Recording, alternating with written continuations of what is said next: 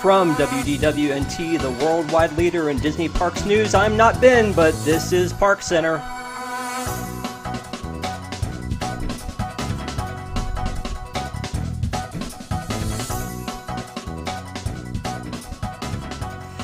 Hey guys, thanks for joining us tonight. Welcome to ParksCenter. I'm Rob Whiteside. I'll be your host tonight, and with us is Allison. Good evening, everyone. Jill. I'm on mute. Hello, everybody. Tyler. Hi, I'm hosting at the end of the show. But for now, we wanted to start off talking about the cuts. There have been a lot of cuts at Disney World this week, or leading up to this week. But these are some hard cuts that we've had to face this time. We've lost the Citizens of Hollywood. Basically every show, Nemo, Lion King, all the big shows. All those cast members were told that they would not be returning. So 720 of the 780 that are equity union cast members. So I know everybody on the panel has some serious stuff to talk about with this, but I think we should throw it to Jill first. So hold on a second. God bless. Good luck. We, as a WDWNT staff community, were devastated by these announcements last night. I mean, so this is, first of all, just to be clear, so everybody understands, this is part of the 28,000 cast member layoffs that were announced a couple weeks ago. This is not in addition to, this is part of that. Not all of those 28,000 have been announced yet.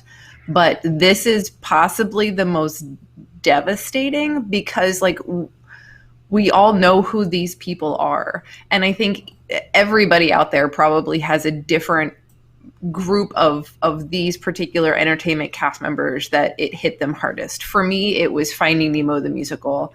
That is one of my go-to things. It is my favorite thing in Animal Kingdom. It is one of my top 3 favorite things in the parks. I absolutely adore that show. To know all of those people have lost their jobs and aren't coming back anytime soon is just devastating. To know that who knows when I'll be able to go to the parks again to see them. And just the thought that this was 720 of the 780 equity cast members are now laid off without jobs. An agreement with union a few months ago when, we had all of the upheaval about all of this. And the cast members get the right of return until the end of next year. So I think that's kind of an important thing to know in this conversation as well, that if Disney brings these shows back by the end of next year, then these cast members will come back. But if Disney is not bringing these shows back, then these cast members, there's no obligation on Disney's part to bring these cast members back. But this is just devastating. I mean, the entertainment industry as a whole, nationwide, has been devastated. My hope is that these particular cast members are able to find employment, and so they're not just hanging on and hoping they'll be brought back, because that's my main concern, is that they are able to take care of themselves and their family. But the secondary concern is just the sadness I felt with each one of these stories coming out one after another. More and more a punch in the gut. And I think the one that hit me the most, Jill mentioned Finding Nemo. For me, it was Hoop-Dee-Doo. That has been open since right after Walt Disney World opened in 71, 6 weeks after it opened, Hoop-Dee-Doo debuted, and it's been running in largely the same format since then. And so, I saw it for the first time when I was 3 years old in the 80s, and I was really looking forward to bringing my daughter, because she'll be nearly through the next time I get to bring her. And now I'm this may never come back. And Festival of the Lion King, that was another, because it's such an amazing show. The performers care so much. And it's been there since the opening of Animal Kingdom. And so when you have these historic shows that are so tied to the parks and to the resorts and to the history of the parks, just summarily dismissed just because Disney doesn't feel like they want to keep up with medical benefits for people who very much need them right now. It's so disheartening. Yep. Pete, anything? I have a lot to say, but I think you guys covered a good portion of it, and I'll try to touch on some other things. But obviously, completely devastated. I think everyone knows I am always entertainment first. I think this is what sets Disney apart from all other parks around. Now, with parades or fireworks, cavalcades, am I lagging? A little bit. Stop it. That's terrible. But anyway, like what makes you different from a Six Flags, or what makes you different from the guys up the road over at Universal? And if anything, Universal I think is now going to have more stuff to do than Disney. They're taking away what I call the magic. Rides and merchandise are fine, but once you do like whatever. First of all, I'm not even a merchandise person, and the whole thing is the magic.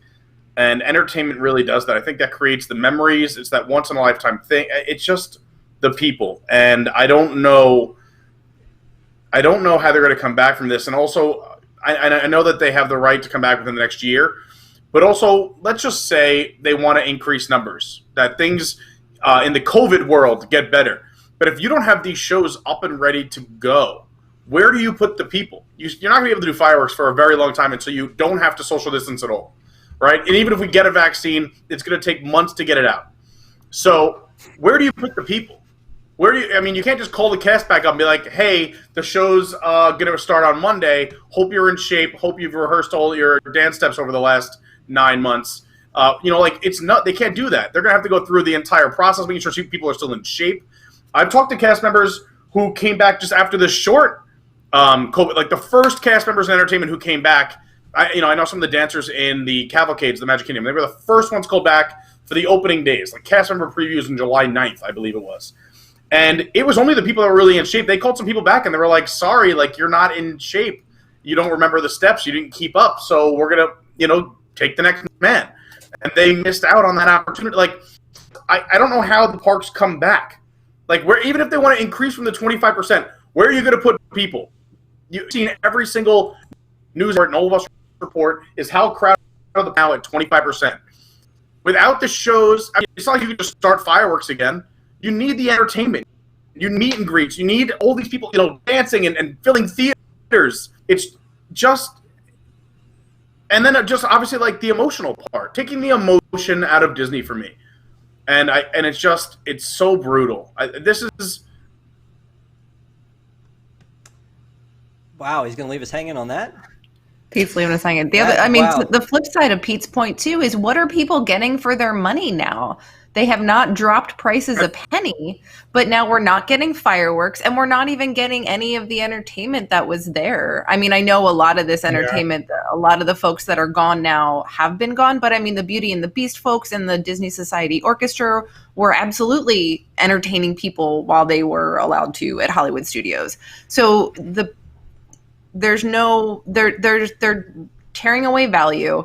They're putting more money in their pockets, or at least losing less money out of their pockets. But the guests aren't. The guests are getting less and less value. But they are, Disney's charging the exact same amount of money.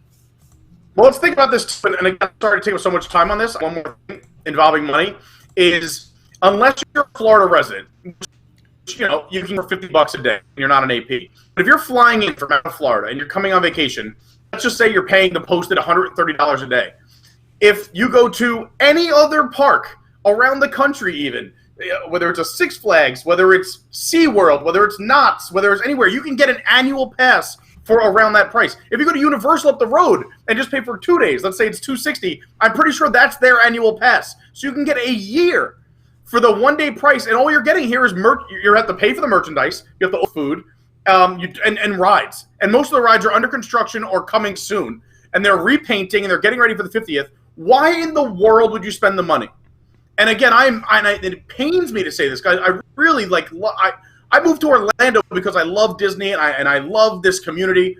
And it's like, I have to tell everyone, don't come to the Disney parks. If you come to visit in the next 15 months, let's do other things in Orlando. Because I would feel guilty having my friends and family going to the Disney parks. There's nothing special about going to Disney right now, and I hate saying that. There's literally like no magic. You have to create it yourself. Yeah, it's so brutal. Like you can listen to background music or loops at home and look at old pictures. It'll probably be a better experience than going right now. It's just or watch so brutal. old POVs. Yeah, like sorry, I have a lot on this. I'll shut up. I'll be really short. The rides don't change, and I'm going to be really, really brutal with these words, as I expect some people expect me to be. It's really disgusting of management to do this and still make the amount of money they do without any kind of cut to themselves, to not even pay them what I think they've been fighting a long time to even just get a higher wage so they can just get the amount they need to live properly. And it's brutal, it's disgusting, and it's really a pathetic move on Disney's part that they have like these Dollarama rides that are coming out. Like, not to hate on Ratatouille, but Ratatouille is certainly one of the least like extravagant attractions that they're trying to build right now. And they can't even finish that. No, but you make a great point, is that they're doing copycat rides. We can't even get original rides. Yeah. Like, even Tron is and I'm excited about Tron, don't get me wrong, I think it's going to be great, but it's a copy from Shanghai.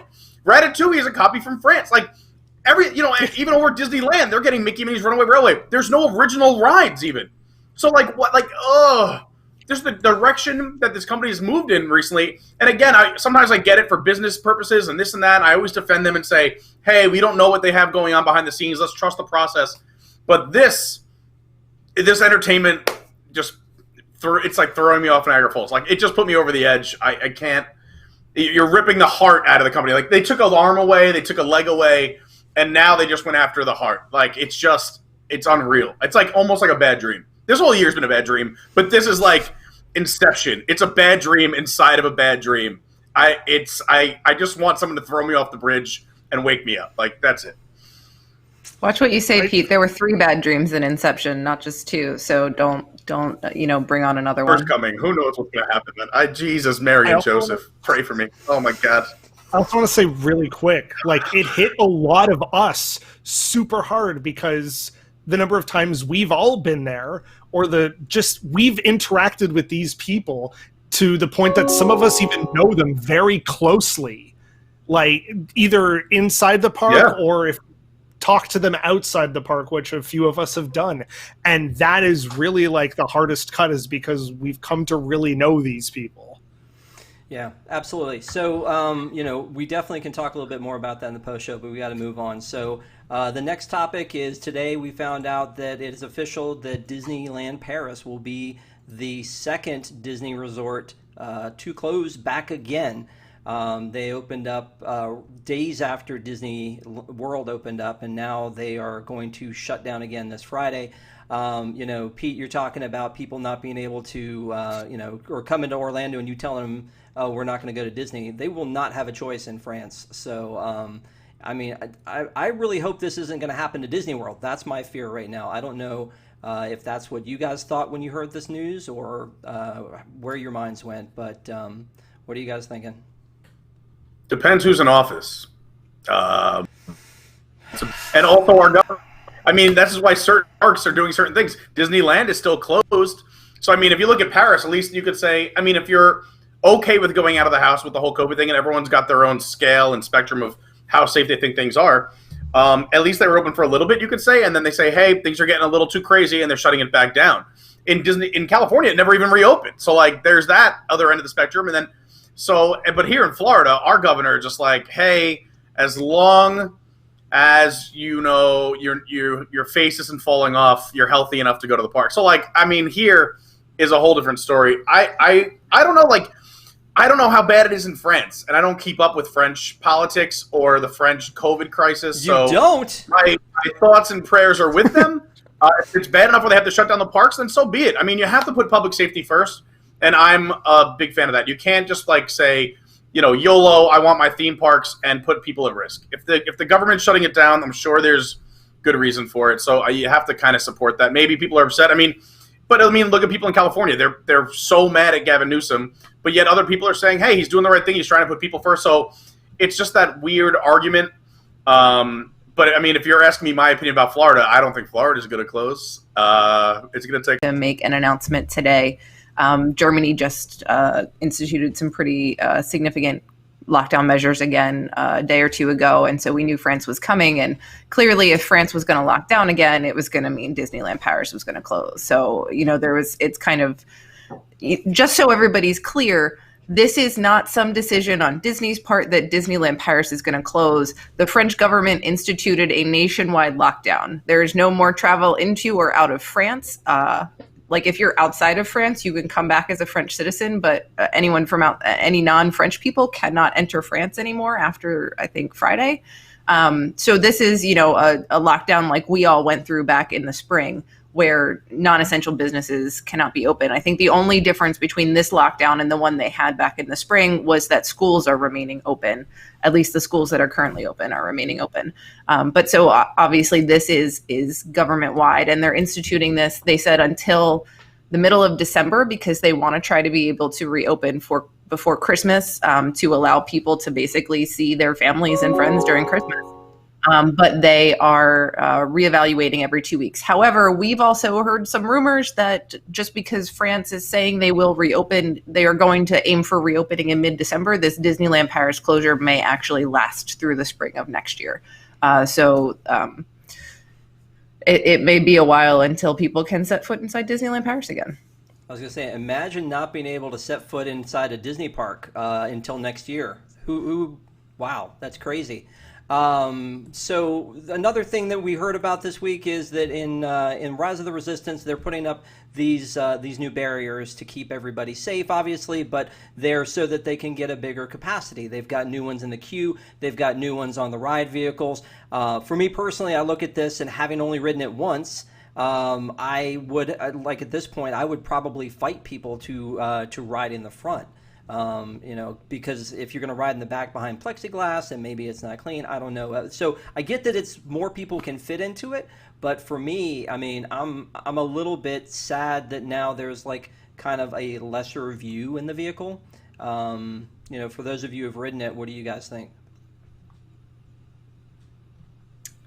So I was there a few times over the summer, and there was one instance where Jason and I were supposed to go to the parks. Jason didn't want to get up early. So he's like, you go hang out in studios, whatever. So I went, and of course I got of course you try to get a boarding group. You don't go to studios before 10 a.m. and not try to get a boarding group. So I got a boarding group, and it was just me. And so when I got called, I went and rode the ride by myself. And when they put you into the interrogation room, they usually put you in with the other party. So there's 4 seats in the front and 4 seats in the back. So they put parties of up to 4 together. They usually put 2 parties, but obviously since they're not doing that, they only put 1 party in the interrogation room. And so they just put me in by myself. And then I went and got on the ride, and I got on the ride by myself.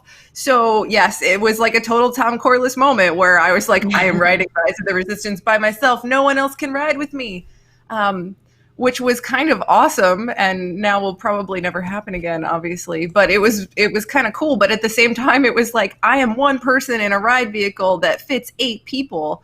No wonder boarding groups go in like 5 seconds. So now that they've got this plexiglass installed and they can put 2 parties of up to 4 in a ride vehicle, they basically, like literally overnight, doubled the capacity of Rise of the Resistance. And so what happened today was it took 8 minutes, not 30 seconds. It took 8 minutes for the boarding groups to go today, which means pretty much everybody in Hollywood who's in Hollywood studios at 10 a.m. got a boarding group. So that's awesome. I mean, the flip side, there's your choice. Do you have to ride behind the plexiglass, or do you not get to ride at all? That's that's the choice they've made, and I totally understand why they went that way. Yeah, no, I agree. I would love for them to have more capacity. I just want it to be somebody else's problem to sit behind the plexiglass. So I took that video behind the plexiglass for the website. And I was alone in the car, which is so sad when you're the only one in the ride vehicle and you have to sit in the back because your boss tells you to sit behind the plexiglass so people can see that experience. It's rough. I mean, the thing is that ride has so many lighting effects And like, there's you're getting shot at. There's a lot of lighting effects. I don't want to say too much. So if you have that reflection, you don't know what's coming or going. And also there's a lot of glare in certain scenes from behind you where you can't see what's in front of you unless you kind of peek up and over the glass. So that's just another thing that I don't know if they thought about that. And they were like, hey, if they miss some show scenes, at least we're getting double the amount of people and half of the complaints. And because maybe out of the people who go on the ride, only 10% will complain about the plexiglass, but they're getting 100% more. They're doubling the capacity of the ride. So maybe that's just a pill they're willing to swallow about we couldn't see anything because we were behind the plexiglass. But there's a super reflective quality, especially when you're in the dark and there's a lot of lighting effects. And that plexiglass is supposed to be kept clean. So it's not like it's the cleaner the plexiglass, the more bouncing light is all I'm saying. So it's a different experience for sure. And I was alone, and there were no humans in front of the plexiglass, and I still missed certain things, and it still looked weird. So if I had 4 humans sitting in front of me and the plexiglass, I think there's definitely some things you're going to miss if it's your first time riding it. I mean, you're going to miss things no matter what. It took me 5 or 6 rides to finally see everything on that thing, and I still see new things every time I go on. Yeah, so a little bit of housekeeping real quick. If you're watching and you haven't already, please give us a like. Secondly, I love the way that Pete says humans.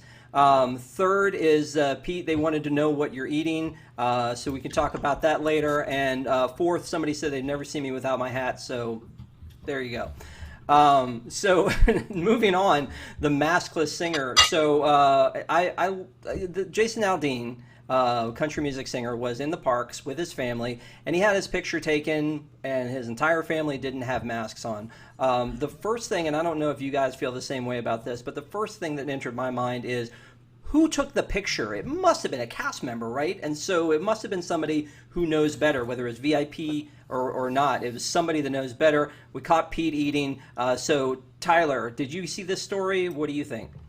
Yeah, and it immediately frustrated me because this isn't the first story of a celebrity who had a freak out online because people were calling them out on something, or a celebrity who thinks they deserve so much more than anybody else. The fact if you are in the parks, wear a mask. You are required to. Even if you're taking a photo, everyone else wears a mask. There's no reason you should be able to take it off. And then there was just people online were like, why aren't you wearing a mask? And they're like, I forget the exact wording, but I think it was like, chill out, dude, or something. It was like, chill out, lady. The most arrogant, chill out, lady, the most arrogant thing. And it's like, what's could we call them a Karen? Sure. the maskless singing Karen. Because that's mean to all Karens. And believe me, my ex-wife is Karen. That's so true. I have no problem when that debate started. But I feel we do have some Karens in the chat, so we shouldn't call them Karens. Yes. Call them we have a very nice person named Karen. A more appropriate term would be Tom. We should call them Toms from now on. Maybe. Allison, do you have thoughts? No, wait, whoa. Let's go to Allison for something. Allison, do you have any thoughts on this one? I mean, I haven't been in the parks in a while, obviously, but my first thought when I saw this was like, I've got in my Facebook feed several people who I know live in Orlando who have posted pictures of themselves and their kids similar to this. So I was like, I thought it was like, I know it's against the rules, but I was like, it looks like it's kind of a thing. But when you are a public figure, you have to make sure that you are at all times setting the best possible example, especially when it comes to people's health and safety. And so if you break those rules, you have to be able to take the public heat that's surely going to come your way and is deserved. Yeah. And Pete, what are you eating? Green beans. And something green else. Beans, but I prefer to call them haricots verts because we were just talking about friends. Listen, you know what's funny about this photo is if they all would have been holding a drink in their hand, it would have been nothing wrong in the photo because they were off to the side. If they all would have had a cup, like right next to their, like just like right here, like in the photo, they can't say anything. They're all like the rules are so insane at the parks. But yeah, I totally agree with what Allison said. Like, you have to know you're a public figure. Even people call me out. I'm doing the threads all the time. Like, someone will be like, your mask isn't all the way up. And I'm like, I'm off to the side drink. Like, people are nuts.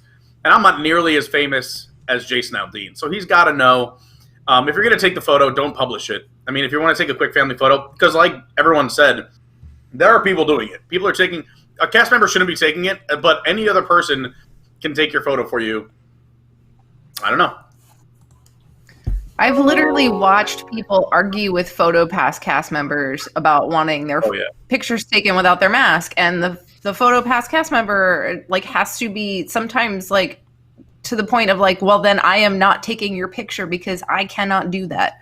So this is just, it's just BS, because it's like, why do you get to do something that the rest of every single other person who comes in here and follows the rules, they don't get that. They don't get a picture of Disney with their family without a mask on right now. So why do you get it? Because you're special, because you make more money than everybody else and you're a celebrity? This is privilege. This is the definition of privilege. Like, how bad does that singer with his 5 blonde wife and daughters, like, it's just such a bad look. It's like, this is as privileged as it can possibly look. Okay, so by the way, no offense, Allison, to the whole blonde thing. It's all right. I'm only half blonde now. Hey-o. Thanks to pandemic life. So let's talk a little bit about this little street party that they're having in California. So they can't open Disneyland and they can't open California Adventure, and they did open Downtown Disney, and people went nuts. Everybody was lining up at all the stores. They had to cut things off because there were too many people there, and they were like, oh, okay, California, we can't open up the whole park, but you let us open up, Downtown Disney. How about if we just lengthen Downtown Disney down Buena Vista Street, and we let people come in and buy stuff and eat here? I mean, it's a pretty smart move, I think, and again, it'll kind of increase capacity. But as far as it goes, like, it would drive me nuts to be that close to rides and things at the off of Buena Vista Street, and I guess I haven't seen yet how are they going to cordon that off so you don't take a billion pictures or try to sneak in. Any ideas? Hedges.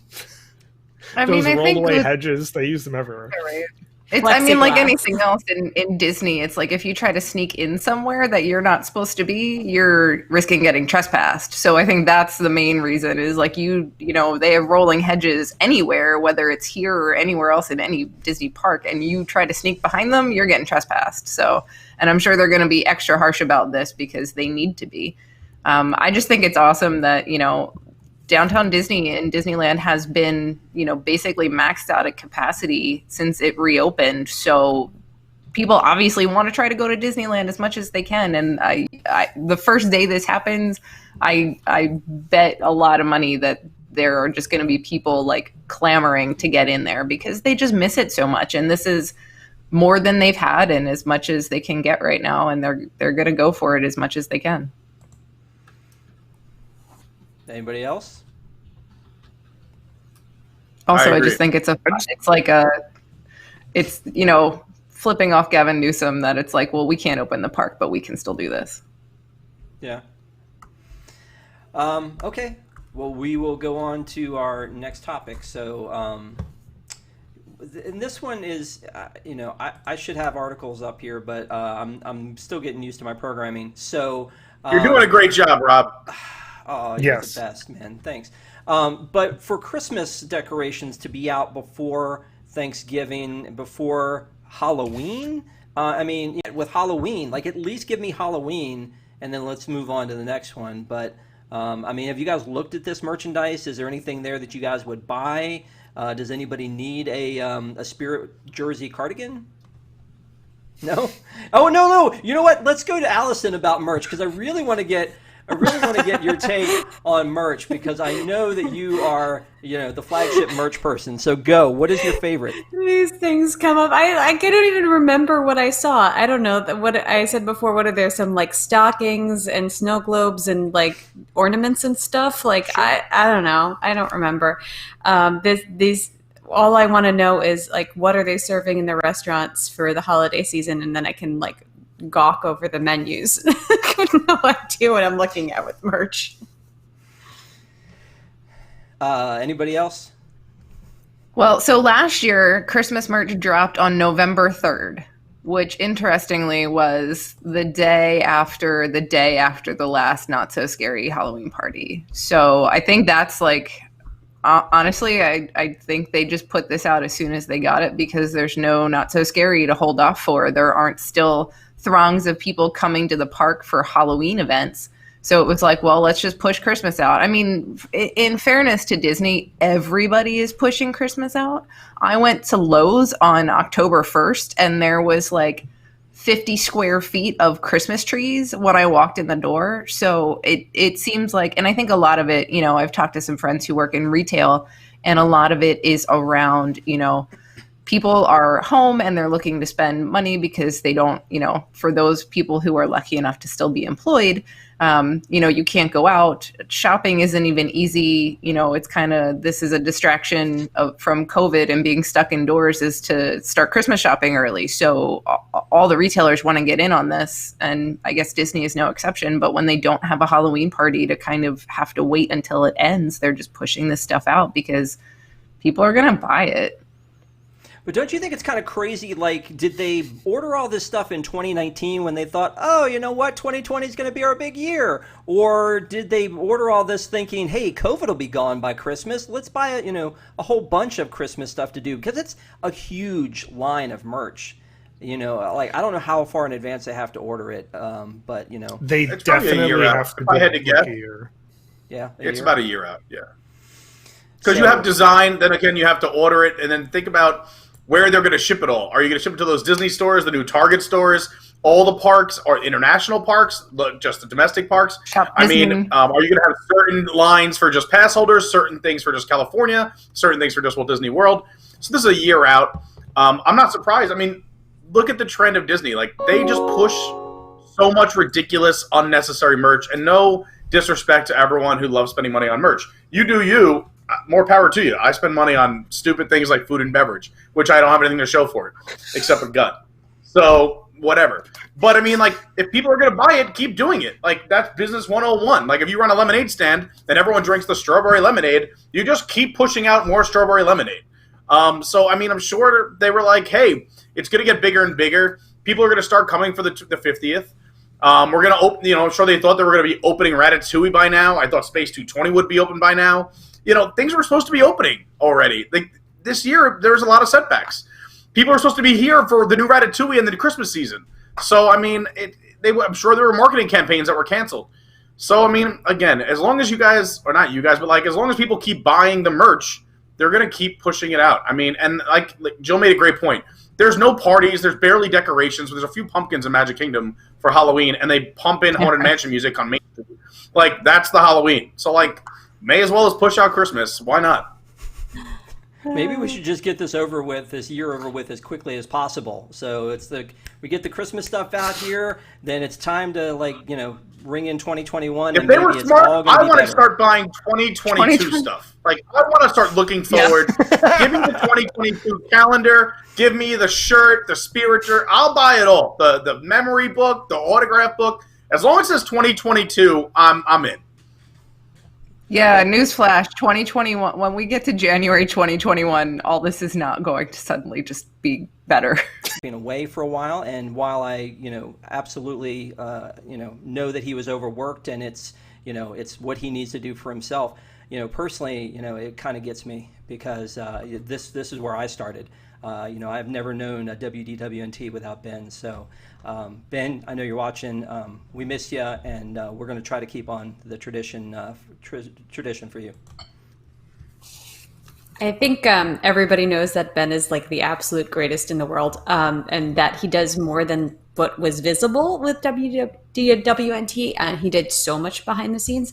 But he also is like the greatest friend in the world. I would often send articles or like just random thoughts throughout the day, and he was always like super supportive and always responsive. And then last summer, when my daughter was 5 months old and we were at the emergency room because we discovered she has a peanut allergy, he was one of the first people that I messaged because I know he's dealt with it with his family, and he was super supportive and like talked me through like this really panicked moment. And And he's also the first person outside of my husband that knew I was in labor because we had ParksCenter that night. And so I immediately messaged Ben, and he got help like immediately. Someone filled in for me that day, and then I was back on the show 6 days later. And anytime I've needed like anything to have to run and be a mom, he's always covered for me, and he's just the greatest friend. And to me, and then also to WWNT. So I really, really miss him already. Yep. I'll just say a few things. Well, one, on the business side, and I see in the chat, some of you guys missed it. Ben is stepping away from the company for an indefinite period. I'm sure we would love to have him back, but that I don't run the company. But from just so you know, what we know is it was his decision to step back for a multitude of reasons. And honestly, I don't blame him. Ben, I don't think anyone really realizes. Wow, that's fun. I don't think anyone realizes how much Ben did for WDWNT. I mean, just the back end, whether it's website stuff, the app stuff, game writers, designing games, putting this show together. I mean, the guy, we're on our, I don't even know what show we're on, but he had perfect attendance every single Wednesday. No one else can say that except for Ben. And me, Jill, and Ben were here from out of the, and Ben never missed a show. And I think Allison touched on, just besides how much work he put into this company, just how great of a human he is. He never said no. Hey, can you help me out with something? He'd be there. Hey, I have a question about this. He'd be there. And then just how kind he was as well. And I'll share a quick personal story.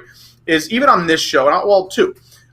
If there was a reason I couldn't make the show, like, hey, like I got this going on, I have so much going on this week, he would always like, okay, cool, and he'd go on with the show, but then he'd message me on the side and just be like, hey, I just want to make sure you're good. Like, if you ever need to talk about something, or if I can help with something, if it's something that you need an extra hand with, I'm there for you. And even when COVID started, I was like, it devastated my company. I'm an entertainment company. No one's hiring DJs. And, so this is a brutal year for me financially. And no one knows this. I never shared this before. But even Ben messaged me on the side, too, and was like, hey, man, I'm lucky enough to still be working. If I could help you out, like if you need to borrow money or if you need some cash, just to stay afloat, just let me know, like, how much, and I'll send it over. Like, just the kind of guy he's like, and I've never asked for it. And obviously, like, I said, Ben, you're too kind of, that's not necessary. I can figure it out. But, like, who says that? Like, who messages me either way on the side and it's just like, hey, I'm lucky enough to – he's just a great human being, as well as I would say one of the biggest assets for this company. So if you ever run into Ben and it's not COVID, you should just hug him and appreciate him. Send him messages. I think he's still around. He's still in the circles and everywhere else, but he's just an awesome human being. And on top of being a brilliant wizard with technology. And I'm pretty sure he is a wizard. I was going to say that he really was like a wizard or a magician, that you could just be like, hey, how can I make this happen? And then like 2 minutes later, he'll be like, oh, I wrote a whole code so that we can do it. And it's like he did something for the RPG that's going to happen soon. And I was like, hey, can we just, is this possible? And then he's like, I'll see. And then like 10 minutes later, he's like, oh, hey, I made this. And I'm like, okay. Like he always put so much work into everything, and I really hate that he got so burned out by everything and just the sheer amount of work that he did, both like on screen and behind the scenes. But it's just a shame that he's dead. Tom, oh my God. He's not dead. Everyone in the chat, he's not dead. Ben's even in the chat right now. Jeez. It's the ghost of Ben Harris in the chat. We're live, Tom. And yeah, he was also a really good friend. Or he still is a really good friend. We still talk. See, I hate the way everyone's talking about it like he's gone forever. Save it. But anyways, he was just such a big like starter of things. Like the RPG would not have come together if he wasn't like, oh, I'll help you with it. And there was so many shows he was like responsible for starting and creating, or just like having a huge hand and just being like a huge support to the shows that got made. Not necessarily even if he was in the show or even like running the tech, just he was the one that always just like pushed us to do stuff, or he was like, I see this just because I think it's a great idea. Yeah. He was great to work with. I'm going to miss him here at WWNT, but I'll still see him and talk to him outside of this, honestly, because he's not dead. Anyways, sorry, Jill. I can't echo enough what all of you have said about what a great human being he is. See, this is hard. And for those who don't know, like, Ben has been at WDWNT for 9 years. Like, he's been such a crucial part of this entire organization for such a long time. And so much of what we have today is thanks to him, especially anything like technology related. Ben has probably had a hand in. He ran so many shows for people. Like, he was always giving and just a rock for all of us on staff. And I love you to death, Ben, and I miss you, and yeah. So I was going to cry, and then you started crying. Yeah. It's definitely hard for all of us, and we had a lot of conversation with it, and we talked to Ben and said, hey Ben, we want to continue on the legacy of what you started, and are you cool with that? And he was very gracious and said he would love to see it go on, see what he created happen. I know, Ben, again, you're watching, so I hope we did you proud tonight, and kept everything going. I think without Ben, I wouldn't have as much going on with Deep in the Plus. So like Tyler said, he really helped us start a lot of shows. Dan Allison in chat said, best of luck to you, Ben. Guys, make sure this gets to him for some more popsicles. So thank you for the $5 there for Ben. And then the other one from Shorn Force, $10 for the glory that is Ben. And that's I don't think there's a better way to Ben's Venmo instead of this is just going to go to YouTube and WWNT, and now he's not part of it. Well, so this is like Venmo? we should be like just someone put Ben's Venmo in the chat or something so he gets all this. Like, this don't. I mean, it's nice. You guys are very generous. It's very kind. Well, we'll write him a handwritten card. I was going to say we'll pull together and send him the $15. How about that, to make sure he gets what's coming to him? So, and if I know Ben, he's going to funnel that right back into the charity show in November. Yeah. But you don't have to feel obligated to give the money back, people. Never. You don't have to. But Ben's just a good person. I'm just saying. Yeah. So. Yes, Ben Center, baby. And he's not ill, and he's not dying, and he's not dead. Yeah, he's probably the healthiest he's ever been in the last 9 years. He probably is the most clear, he's probably the best week of his life. Like, there's no stress, no worries. His therapist is just like, well, you're healed. Congratulations, enjoy your life. Like, so he's doing well. Like, everyone, Ben is fine. Yeah. Better than he's ever been, probably. I mean, but we just miss him. Yeah. So when he's ready to be miserable again, we will accept him with open arms.